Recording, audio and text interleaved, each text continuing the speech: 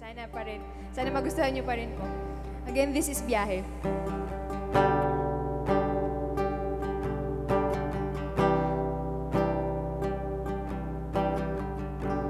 Saksi ako sa unang beses mong paglalakbay.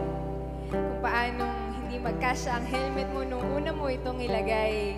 Saksi ako sa iyong pagbangga, pagbuwal, at pagbangon na muli, umulan o umaraw, wala kang sinayang na sandali. Saksi ako sa walang kapaguran mong pagpadyak at sa nanginginig mong mga kamay habang ang manibela ay hawak. Saksi ako sa unang beses mong pagkapaso sa tambutso. Ano ba? Mag-ingat ka naman. At nasundan pa doon ng isa pang pagkapaso, hindi ka na talaga nagtino.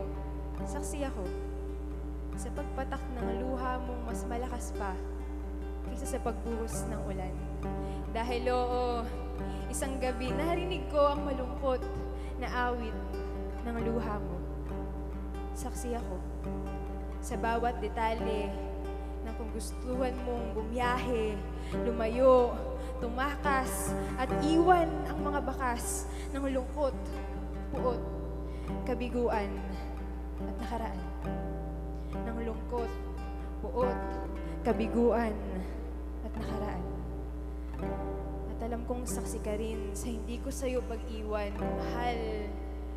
Lihim kong hiniling na isama mo ako sa iyong pagtakas.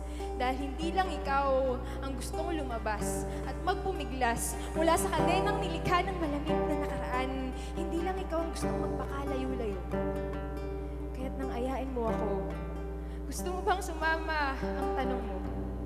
Kahit natakot akong mapaso sa init ng iyong mga pangako, kahit natakot ako isugal ang aking pagmamahal, mas pinili ko magtiwala sa'yo. Kahit hindi ko alam kung saan patungo ang biyaheng ito, sige, isama mo ako. Sa biyaheng ito, lumikha tayo ng sarili nating mundo. Magpatangay tayo sa pwersa ng hangin na para bang mga bata dun sa dalampasigan sa atin. Wala akong pakialam kung saan man tayo nito dalhin. Kung anong lansangan ng ating babaybayin, kung gaano katagal ang ating lalakbayin, sasamahan kita.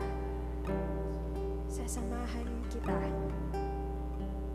sa ilalim ng lagablab ng araw, sa paghalik ng mga patak ng ulan sa daan, sa pagyakap ng dilim sa pisngi ng dagat, at sa pagtatago ng buwan sa likod ng mga ulap.